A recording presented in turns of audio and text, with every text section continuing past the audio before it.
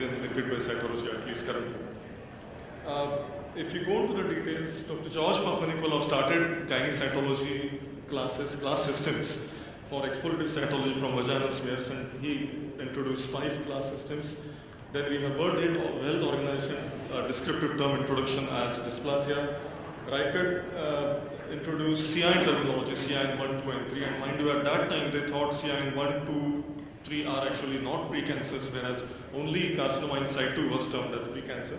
And we have now Bethesda system, which was introduced in 1998, 1991, and 2001, essentially to bring out uniformity in the terminologies that one uses in gynaecology. So PAP test is very unique in that it is the most effective cancer reduction program ever devised. In North America, Western Europe, which has been a success story because in that it has brought down the death rate from carcinoma cervix. The first clinic started in US in about 1940 onwards, and immediately people realized that it has brought down the mortality rate from cervical cancer dramatically in about 70%, 72% in Kentucky and British Columbia and so on. There was a direct correlation between the intensity of screening and decrease in mortality. However, it does involve huge infrastructure. You need a trained staff who will take the smears, stain the smears, as well as who will read the smears. And there's a lot of implication on quality control. We'll come to that. And 3-year screening or yearly screening was initially planned. The Bethesda system was planned in 1988, first of all, by National Cancer Institute, for essentially increased standardization in the diagnostic reports, because what was happening is various people were giving their reports in a different language. Obviously, that was meaningful for their local gynecologists or treating physicians. However, if you want to compare the data, to compare the diagnostic categories, it was not actually uniform.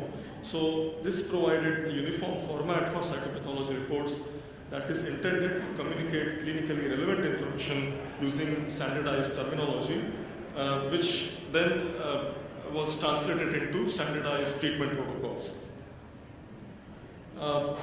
Suffices to say that we need actually a good proper collection of gynae smear by cervix brush or eye spatula or any device that is locally used. Proper spreading and immediate fixation is required. Fixation can be of your choice, commercially available or prepared by your own lab, methanol, ethanol, or some people use acid mixed in that. That's perfectly fine. As long as we fix the smear quickly, that's all that is required. So very quickly, method of cervical screening in general could be cytology, that is conventional and liquid-based cytology. We also have other methodologies like visual inspection by acetic acid or VIA, or VILI is visual inspection by Lugol siding, HPV DNA detection test, PCR, E6 protein detection, and RNA detection. These all can be used potentially as cervical screening methodologies. Obviously, cytology is most common, but mind you, VIA and VILI has been tried in our country and medium and low resource countries extensively and has shown very promising results. So the diagnostic category that were proposed by Bethesda System 2001 in that we have -4 intraepithelial lesion or malignancy, and in epithelial abnormalities we have squamous and we have glandular cells, and we all know these categories. We have ASCS or atypical squamous cells of undetermined significance. ASH, that is cannot exclude high-grade cell, low-grade squamous intraepithelial lesion, high-grade squamous intraepithelial lesion, squamous carcinoma. In glandular abnormalities, we have AGC, that is atypical glandular cells. Atypical glandular cells favor neoplasia, endocervical adenocarcinoma in situ, adenocarcinoma, and a special mention of endometrial cells in a woman over 40 years of age. Just to quickly show the difference between the older system and the newer system, in that there was a category called as satisfactory for evaluation but limited.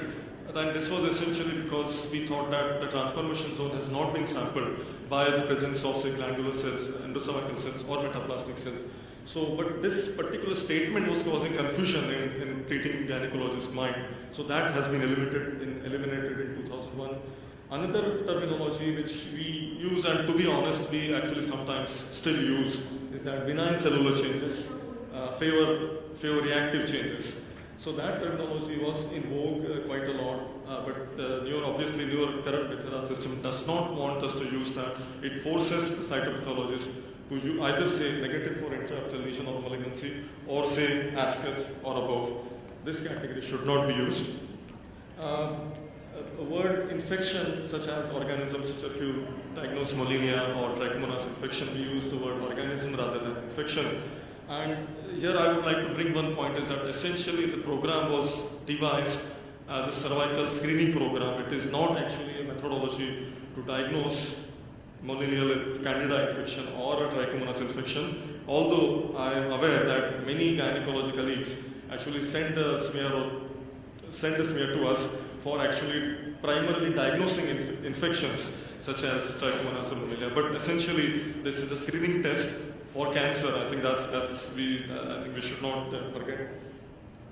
So again, favor neoplasia term on the left side in the older system that has been taken off. In squamous and epithelial abnormalities in glandular cells, so that has been taken off. And a category on the right side, endocervical adenocarcinoma in situ, has been added. The diagnostic challenges are actually many, and these are our routine matters, namely judging the adequacy, reactive changes or benign cellular changes, what was previously called as, or ascus. What is reactive for one could be actually ascus for other. And I must say that there is no actually a gold standard here.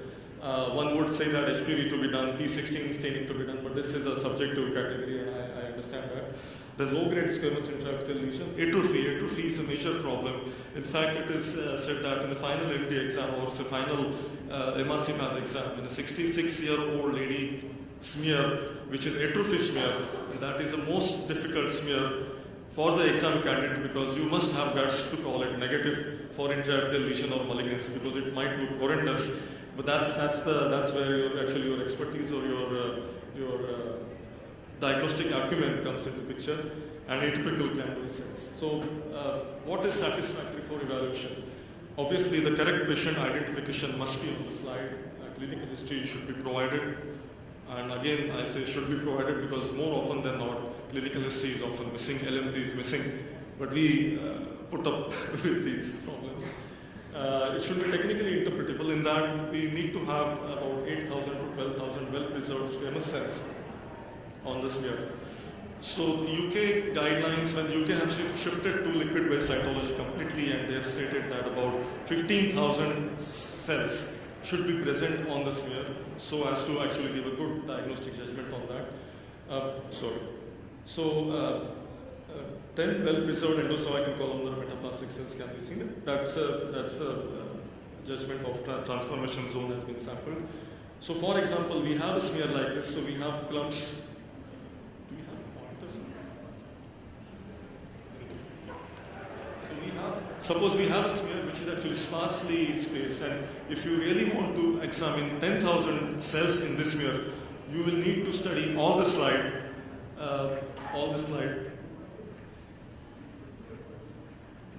So for another example is that this is slightly more cellular, more number of cells per high power field or low power field. And if we were to study 10,000 cells in this particular case, we would need to screen about 20 fields. As against that, more cellular smear obviously, and if we were to have study 10,000 cells to actually make our judgment, even 10 fields would be sufficient. So what I mean to say is that once you actually eyeball the smear, you would know that this is a very sparsely cellular smear, and then the problem of adequacy actually comes in. This is actually one of the examples of inadequate smear. We hardly have any cells, and whatever cells we have also, they are showing degenerative changes. So this is something which we cannot actually opine on.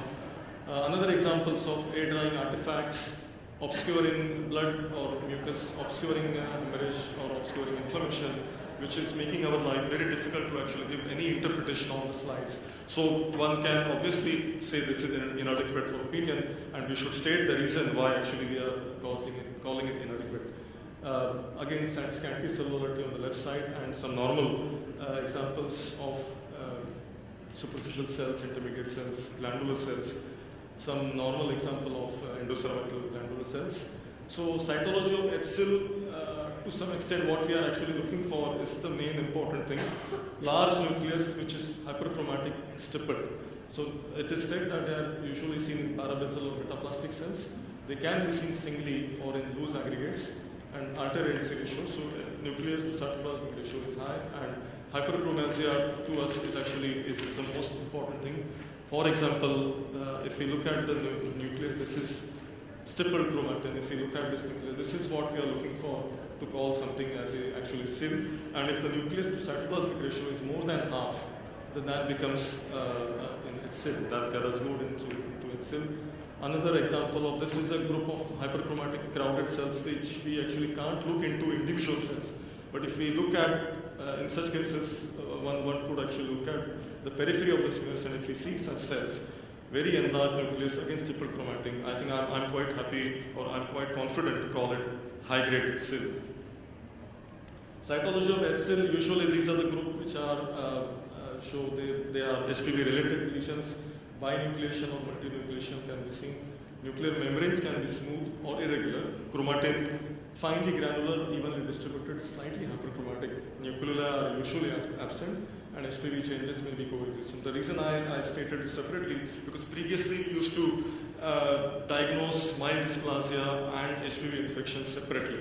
Previously, UK terminology had a category of borderline smear, which included only HPV type smears, but they actually did not equate it into mild dysplasia. Nowadays, we will equate it into a group as low-grade squamous abnormality, which will include HPV-related changes.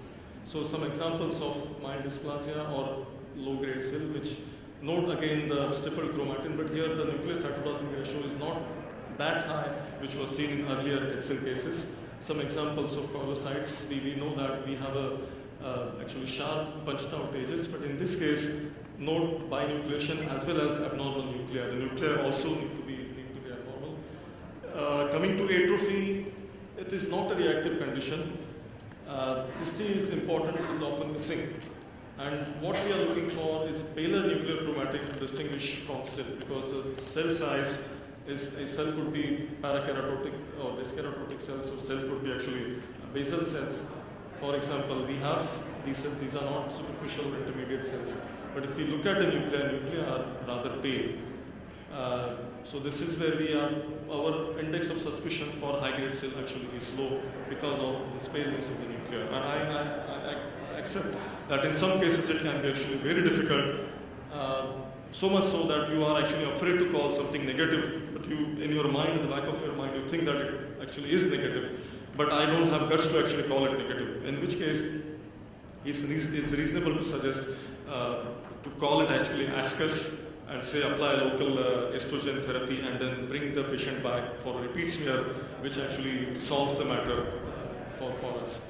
So examples of atrophic smears, again some actually nuclei show a lot of degenerative smudging, and which can again confuse us whether this is SIL or no. Again, some examples of atrophic smears. So on histology, we have a kind of thinned out epithelium, and if we do MIB1 staining, those atrophic smears, MIB1 actually will be very low or rather negative. It might stay basal cells to distinguish it from high-grade dysplasia or moderate to severe dysplasia, where MIB1 staining will be seen in the middle half as well as in the outer third of the epithelium. Coming to endocervical adenocarcinoma in situ, we see rosette formation, pseudostratification, enlargement of the nuclei, nucleoli variable can be seen. Or essentially, what we see is hyperchromatic crowded groups. Feathering, I think come to this is one such example of glandular neoplasia, where a lot of nuclear stratification, nuclear overlapping has been seen. Feathering means we have nuclei at the periphery where the cytoplasm actually strands are actually seen smeared, and that's what actually means feathering here.